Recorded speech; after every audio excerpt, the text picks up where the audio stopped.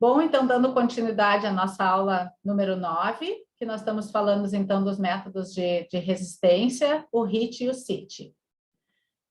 Queria ver de vocês agora, né, um pouquinho de experiências de vocês, assim, que vocês têm para nos trazer, assim, contribuir um pouquinho dentro desse assunto. Bruna. Nanda, eu queria só comentar, assim, que quando eu vi que nosso assunto ia ser treinamento intervalado, né, eu gosto de sempre começar fazendo uma coisa bem... Eu jogo no Google e vejo o que aparece, assim, para ver o que estão falando sobre aquilo. E eu acho que o treinamento intervalado é o da moda agora, né? O HIIT. Nossa, porque o que tu acha de páginas falando assim, começa a treinar intervalado porque é muito melhor, porque é menos tempo, não sei o quê. E daí quando tu começa a ler tudo e tu vê que, assim como tu falou, né?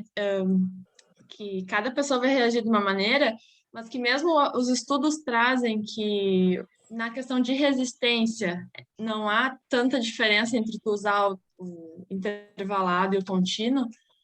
E daí a gente começa a pensar também como lidar com aquele aluno que chega já se dizendo, não, porque eu quero fazer HIIT, porque eu já quero treinar desse jeito que eu sei que é melhor. Daí tu fica, tá, e aí?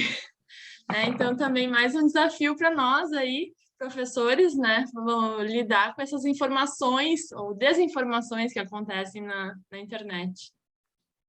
Eu acho que já foi abordado em aula, assim, né? E realmente o estudo nos dá o embasamento. E a partir do embasamento nos dá a capacidade de argumentar. Os alunos e todas as modas vão chegar na gente, entende? Assim como o professor. Se tu está trabalhando com o público, né? Diferente quando tu está numa situação de atleta, que ele está lá e, vamos dizer assim, quem determina as regras é tu. Mas quando tu é um professor, um personal, tu vai fazer uma anamnese, tu vai tentar entender quem é o aluno, qual é o objetivo do aluno. E hoje as redes sociais, né? Então assim, elas estão sempre divulgando conteúdo, se os conteúdos estão sempre subindo e descendo, aparecendo coisas novas, e a gente tem que estar atento também a essas coisas novas, tá estudando e tá não confrontando, né, mas está argumentando com o teu aluno por que tu está decidindo por determinadas estratégias e, de repente, não por aquela estratégia que a moda do momento te traz como algo extremamente eficiente e eficaz, né? Então, eu acho que buscar leituras, né? E esse ponto que tu trouxeste, Bruna, é bem importante, eu até tinha me fugido um pouco aqui, que é realmente, né, quando tu vai ver respostas em adaptações, né, de VO2, de velocidade relativa ao segundo limiar ventilatório, se mostram muito semelhantes. E às vezes quando tu não vai, e aquilo que eu falei antes sobre essa atenção à carga, né, a carga total, a carga interna, a como que foi mensurado esse volume, às vezes em alguns estudos vão mostrar assim, foi igual, mas você conseguiu reduzir o tempo, né, de exercício. E hoje, nesse mundo contemporâneo na qual se vive, onde as coisas são muito rápidas, onde as pessoas buscam essa agilidade para suas atividades gerais, e atividade física também entra dentro dessa perspectiva de quanto mais rápido eu fizer e mais eficiente for, né, mais rápido eu estou pronto. Às vezes tu vai olhar que a diferença entre o volume total de treino foram 5 minutos para chegar no mesmo resultado. E aí, daqui a pouco, tu tem aquela senhorinha que ela gosta de caminhar, que é só uma questão de tu ajustar a intensidade que tu vai prescrever aquele treinamento de forma correta, que ela vá ter benefícios das adaptações que a gente espera em relação ao treinamento, e não precisa colocar ela num treino de alta intensidade, né? Então, assim, e quanto de ganho eu vou ter nesse tempo? Né? Se tu me perguntasse, são 30 minutos e são 5 minutos, eu vou te dizer, uau, faz diferença. Mas daqui a pouco, de 25 para 30, não é algo tão significativo, né? Para ti, às vezes tu está fazendo essa opção pela questão tempo, né? Que tu faça essa opção pela questão objetivo e pela questão aluno.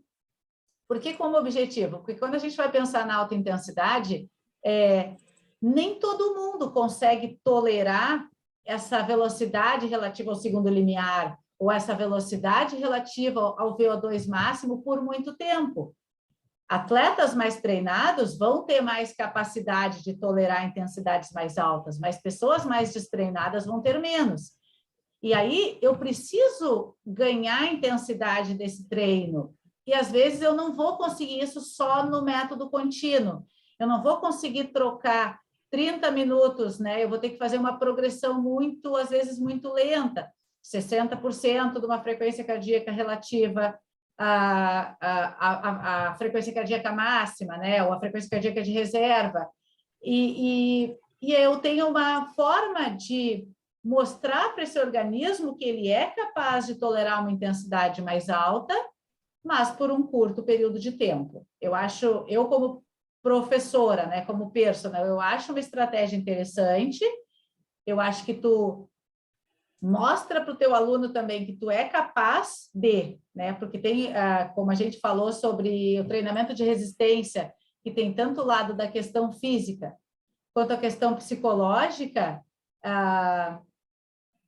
o treinamento de intensidade também tem isso, né? Ele te dá acreditar, né, nessa capacidade que tu tem de fazer em mais alta intensidade, né? E que tu é capaz e que tu pode suportar e tolerar aquilo.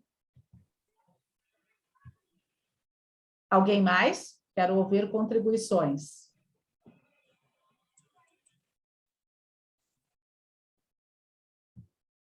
Vou começar a chamar. Vamos, André. Vou falar. Não, que eu sempre tive essa dúvida do sit e do HIIT. A diferença dele do sit vai ser sprint, e o HIIT, ele muda o tipo de exercício ou o período de descanso ali? Eu não entendi direito. O sprint, esse sit, ele baseia-se no tudo, né? O out, né? Então, assim, é o máximo. O sprint, então, assim, vai ser a corrida, né? Pode ser, vamos dizer assim, que tu pode também dar um sprint numa bicicleta, mas, assim, ele tem que ser um tiro de curta intensidade, né? Tem que ser de curta duração, desculpa. Altíssima intensidade e curtíssima duração. E quando tu vai para um HIIT, tanto um curto quanto um longo, tu vê que eu já posso estar ajustando períodos, né? E eu já não vou mais estar conseguindo, de repente, por 60 segundos, estar trabalhando no meu máximo. Pode até ser o meu máximo, mas, assim, quanto tempo de recuperação eu vou precisar para voltar a conseguir novamente dar um tiro máximo de 60 segundos, né? Então, assim, quando a gente pensa, sempre que eu tiver mais alta intensidade, mesmo que para estímulos curtos, eu vou precisar de um tempo de recuperação um pouco maior. Às vezes eu vou precisar de um tempo de recuperação menor para um estímulo mais longo e de intensidade um pouco mais baixa, do que para esse sit, que vamos dizer assim, que tu vai ali de estímulos entre 20 e 30 segundos. Entendi. O sit é mais dar o máximo, assim, o HIIT eu posso ter, não precisa necessariamente chegar no máximo, mas é numa intensidade acima do segundo limiar. É que ele vai ter uma prescrição, porque como ele vai durar um tempo maior, né? Seja, vamos botar ali que eu vou trabalhar um curto que vai durar em torno de 60 segundos, 1 minuto, eu posso estar estipulando para que tu consiga manter aquela velocidade, né? Então, assim, que velocidade é essa, né? Quanto do teu percentual da tua velocidade máxima de VO2 que tu consegue correr para correr 1 minuto, né? É diferente do máximo. O máximo porque tu tem um ponto de aceleração, é quase como se fosse uma corrida de 100 metros, né? Tu não está no máximo desde o início, né? Tu tem uma aceleração, ganha e já para.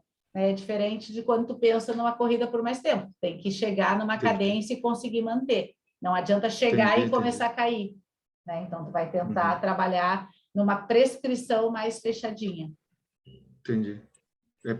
Tempos mais variados daí. O sit, ele vai ser mais travado o na sprint intensidade máxima. Daí, assim, para treinamentos mais específicos, né? Então, assim, quando a gente vai pensar no futebol, vai ter muito...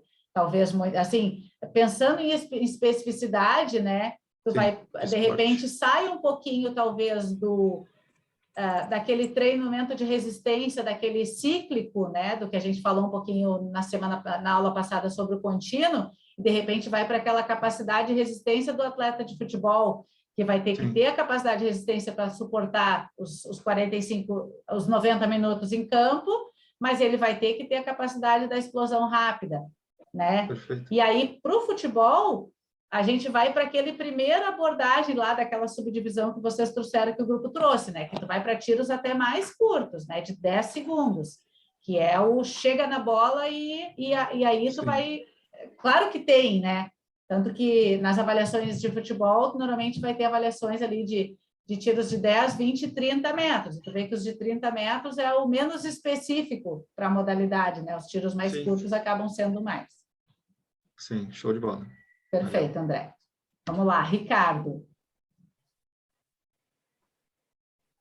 Bom, eu estava pensando, eu fiz a cadeira com o GR também, e como tu falou ali, os 5 minutos entre o contínuo e o HIIT, né? Pelo que eu me lembro, ele foi baseado no gasto calórico do treino, né? Isso mesmo. Aí eu queria saber um pouco se o meu objetivo for aumentar o VO2, eu preciso trazer esse contínuo mais próximo do segundo limiar, digamos, Vamos e pensar. aumentando um volume maior, né? Vamos pensar naquele gráfico, né, que a gente trouxe do primeiro e do segundo limiar. Então, entre o intensivo e o extensivo. Eu posso estar usando a estratégia tanto do contínuo quanto do intervalado para fazer. As adaptações centrais mais significativas vão estar sempre quando eu estiver mais deslocado, né, da intensidade próxima ao meu segundo limiar. E aí eu posso estar buscando estratégias, né, para trazer esse meu aluno mais próximo dessa velocidade de segundo limiar, ou acima do segundo limiar, entre o segundo limiar e a capacidade máxima, ali do VO2 máximo. E aí vai muito de como é o aluno, de como ele tolera, né, os diferentes estímulos. E aí eu posso estar jogando tanto com o contínuo quanto com o intervalado para que eu possa, né, trazer, não treinar simplesmente o tempo inteiro lá no aeróbico, no contínuo extensivo, né? Porque assim, tu não vai conseguir fazer um HIIT em velocidades de aeróbico extensivo, né? Ele vai ser muito baixo. Então, não tem por que tu criar períodos de recuperação para algo que ele consegue manter de forma contínua, né? Tu está justamente criando períodos de recuperação porque ele não está sendo capaz de tolerar aquilo de forma contínua. E tu quer criar aquele estímulo de alta intensidade. Perfeito. Lorenzo?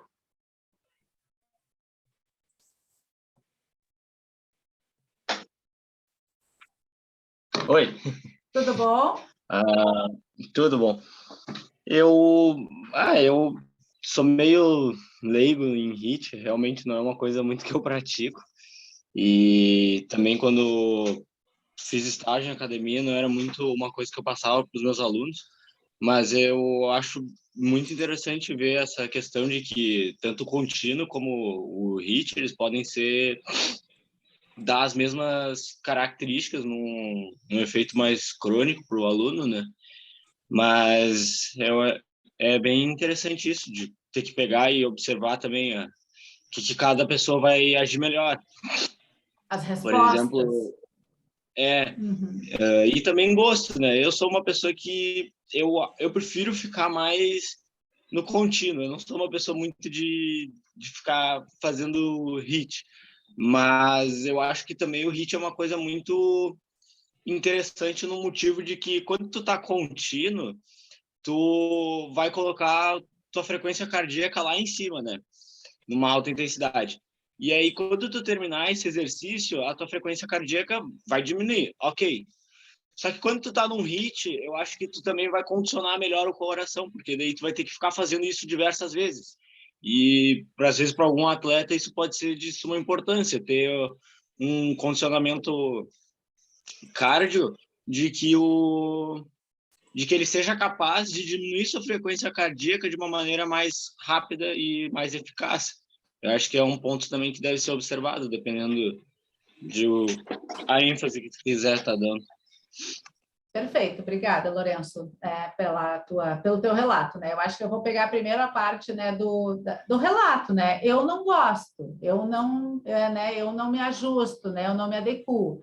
E aí a gente tem que ter, né, essa interpretação, entender também com quem que a gente está lidando E caso seja uma estratégia importante, porque tu vê que o aluno não é capaz de evoluir para intensidades mais altas, né, com o contínuo, e tu percebe que, e tu tem ali dentro dos teus objetivos que ele precisa, né, e aí tu vê que a estratégia é tu entrar com treinamento intervalado, que isso também tem que ser conversado, mostrado, né, um embasamento de por que tu está fazendo aquela opção, por um período, né, então essa capacidade nossa de argumentação. Outra coisa sobre a frequência cardíaca, né? Na realidade, a frequência cardíaca de recuperação, ela é um parâmetro que a gente é capaz de usar como de adaptação. Então, assim, quanto mais adaptado, mais rápida é a frequência cardíaca de recuperação. A frequência cardíaca de recuperação, ela é monitorada entre o período que eu encerro o exercício, e aí tu pode decidir se tu vai 30 segundos, 1 minuto, até 2 minutos depois, ver quanto caiu essa frequência. Vamos dizer assim, quão rápido caiu a frequência cardíaca do momento que tu encerrou o exercício para esse minuto que tu vai usar como um parâmetro. Lembrando que tu vai ter que usar sempre o mesmo. Então, mesmo que eu esteja brincando com as oscilações de intensidade e recuperação, ou que eu esteja trabalhando no método contínuo, quanto mais adaptada eu tiver, mais rápido vai ser, né? Maior vai ser a minha frequência cardíaca de recuperação, ou seja, mais rápida vai ser essa queda em relação, né, ao que eu terminei. Então, ela é mais um parâmetro de recuperação, de adaptação, e também uma forma da gente estar monitorando recuperação. Porque se eu observo, ele é um parâmetro bem importante para a gente estar entendendo o período de recuperação, como o meu atleta está, né, em estado de recuperação. Então, quando a gente corre, vamos dizer assim, eu sou uma corredora e eu estou fadigada, eu corri uma prova sábado, hoje eu vou correr de novo, provavelmente hoje, talvez se eu não estiver bem recuperada, a minha frequência cardíaca de recuperação vai ser menor. Isso mostra, opa, né, vamos prestar atenção. Então, tu pode estar usando isso como um parâmetro de identificar também e estar monitorando recuperação do teu aluno, né? Aspectos de recuperação do teu aluno, a frequência cardíaca de recuperação é um parâmetro bem importante e bem significativo, bem interessante de estar se utilizando. Gabriela? Oi, prof. Eu, por exemplo, sou uma pessoa que gosta de HIIT, até porque, como eu sou goleira, é muito mais adaptativo à minha prática, né? De altas intensidades e um tempo de duração bem baixo, com um tempo de recuperação bem alto, né? Então, para mim, quanto mais pesado e mais curto, melhor. Eu acho que a Gabriela, né, ela está num esporte acíclico, né? Então, assim, eu acho que o HIIT... E aí talvez o HIIT com intensidades mais longas para ti já seja sofrido, acredito, não, Gabriela? Prof, é bem diferente, né? Porque tu pensar futebol, tu vai trabalhar tanto a questão aeróbica quanto a questão anaeróbica, né? Mas por que tu vai trabalhar o aeróbico num goleiro que não vai ter nenhum estilo aeróbico? O tiro máximo que a gente vai dar é de 10 metros, 20 metros e olhe lá. Uma situação muito específica. Então, realmente, assim, ó, a gente trabalha só com HIIT, com treinamento biométrico e o resto a gente vai deixando de lado. Sim. Como a questão, né, da especificidade, né, do esporte da Gabriela, ela como goleira, né, tem essa questão do esporte intermitente, né, onde ela tem tiros, né, de altíssima intensidade, né, estímulos de altíssima intensidade e curtíssima duração, e aí ela fala que ela é muito mais adepta ao HIIT do que ao contínuo. Tu vê que a base de treinamento da característica do esporte dela, o contínuo mal entra, né? E aí tu vai pensar, mesmo que a gente fosse adaptar para a Gabriela uma situação de HIIT, já não seria o HIIT longo, né? Já não seria, talvez, nem o HIIT curto, a gente pensaria talvez muito mais naquele CIT lá, daquele alta intensidade, né? Os 10 segundos de sprint, né? Os 20 a 30 segundos de sprint, só para dar uma capacidade aeróbica para ela recuperar daquele estímulo de ATP-CP lá, que nem a Bruna trouxe naquela rota, né? Então, aquele estímulo que dura ali entre 10, né, a 30 segundos, que vai depletar minha reserva de ATP-CP, eu vou demorar ali entre 4 minutos para estar né, um aeróbico de baixa intensidade, as minhas capacidades, né, as minhas reservas voltam, né, para a estrutura muscular. Para mim, novamente, ter. Claro que o que acontece com a Gabriela, é o que a gente vai ver depois num tópico especial falando do vôlei, eu não tenho todo esse tempo para o meu segundo estímulo de alta intensidade, né? Eu não vou ter diz para a Gabriela agora, não chuta gol, porque eu preciso 4 minutos para recuperar, para aumentar na capacidade máxima. Isso vai depletando, né, na sequência dos gestos esportivos das reservas, o que pode levar a Gabriela a uma situação de fadiga lá no final de uma partida, vamos, se for futebol, se for futsal, não sei a especificidade, mas futebol, 90 minutos. Perfeito, Gabriela. Não, e prof, é muito louco, né? Porque daí entram várias questões de análise de desempenho para saber a cada quanto tempo tu toca na bola, quanto tempo tu tem que estar preparada para ação, né? Então, entram diversas áreas aí para determinar qual tipo de treino tu vai usar. E fico pensando que nessa tua fala agora que tu traz, vai fazendo ajustes em períodos de recuperação, né? Porque tu passa a ter que tu treinar dentro do mais específico do que tu tem na tua prática esportiva. Então, não adianta eu te dar um treino de alta intensidade, te dar um intervalo de recuperação muito grande, se depois da hora do jogo tu vai precisar de um intervalo muito curto, tu vai ter que responder. Então, eu vou ajustando o treinamento para caminhar ao máximo para aquela especificidade, que é o que tu vai precisar numa situação da tua prática esportiva. Adão?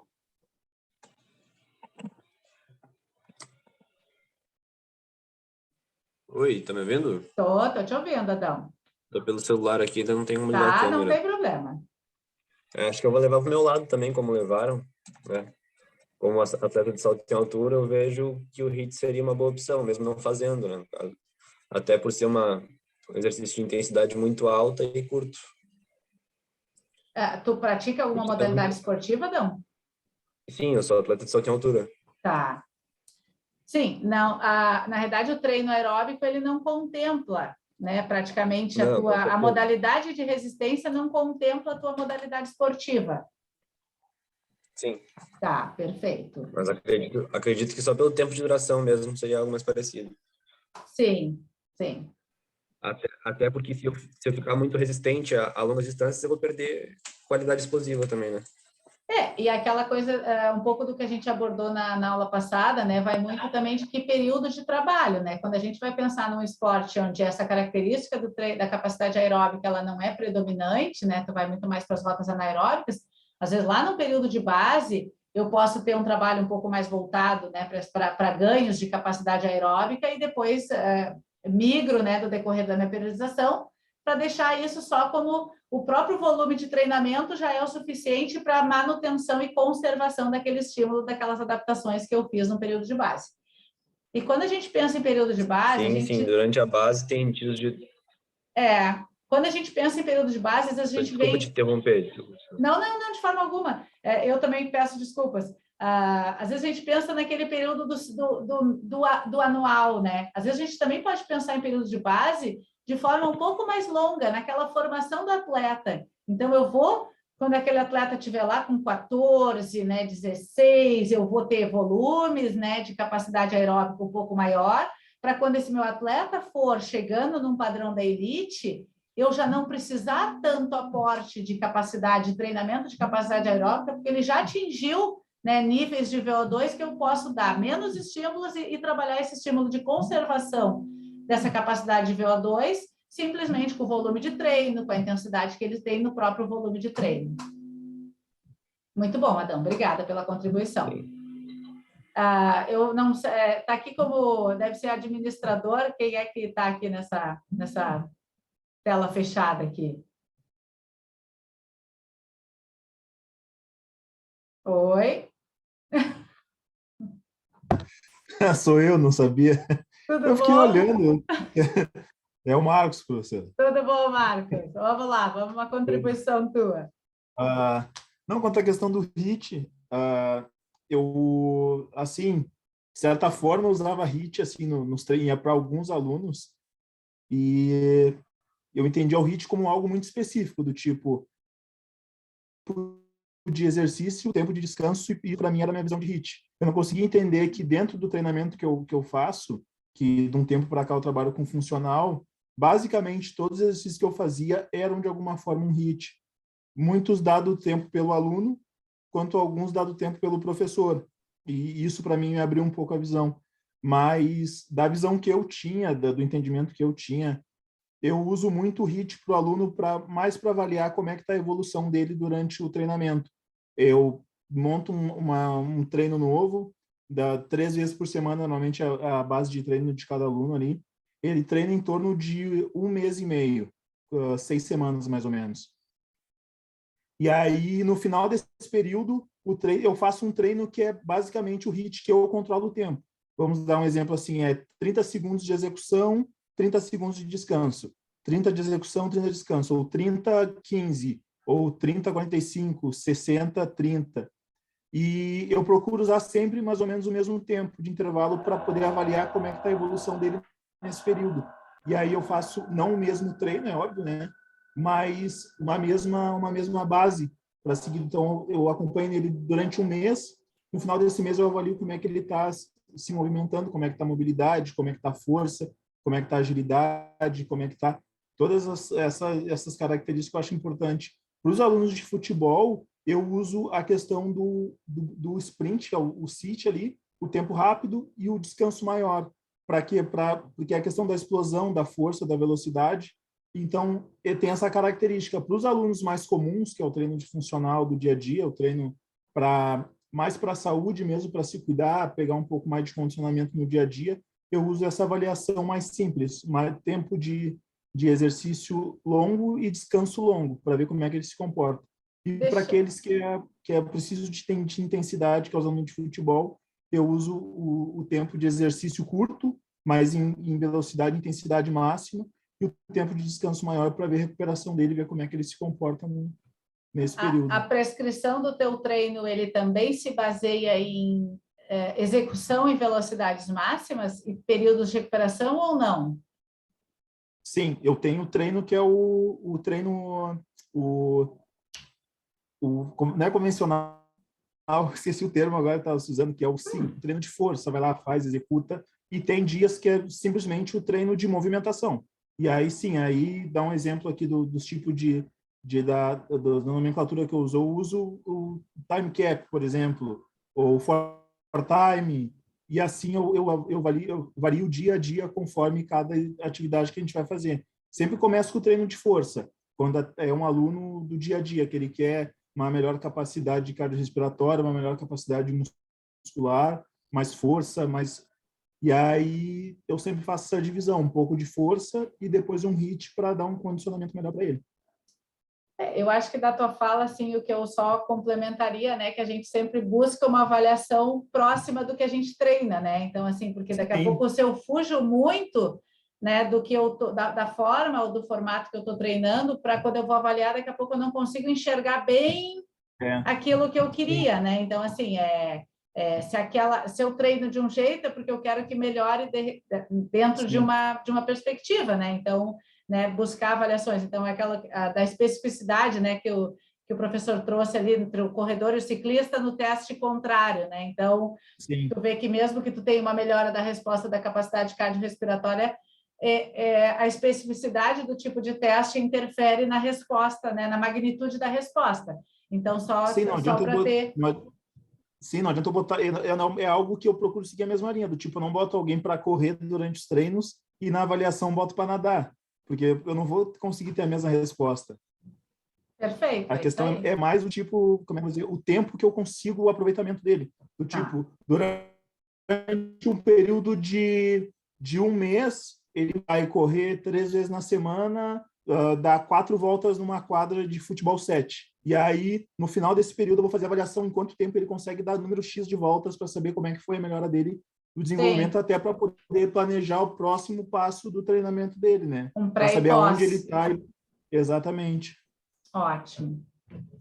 Então, ótimo, né? Acho que as contribuições, eu acho que a gente trazer um pouquinho para essa prática, né, dentro da sua prática, o que tem desses componentes de alta intensidade, né, tanto que eu prescreva ou tanto que eu execute, né, como dentro da minha prática de treino, faz a gente, né, pensar melhor nessas estratégias de treinamento. Sim. E uma coisa que eu acho básica, talvez, para todo o treinamento, é tu se autoavaliar, né? Porque toda vez que chega um aluno novo, tu sabe da onde ele está, da onde tu partiu, e tu tem mais ou menos um parâmetro da onde tu deve partir. Óbvio, tu vai fazer a anamnese, vai fazer a avaliação dele, e saber das características dele, problemas dele, da vida dele, como ele vive, o que ele faz, atividades, se já treinou, não treinou, como é que é o dia a dia dele.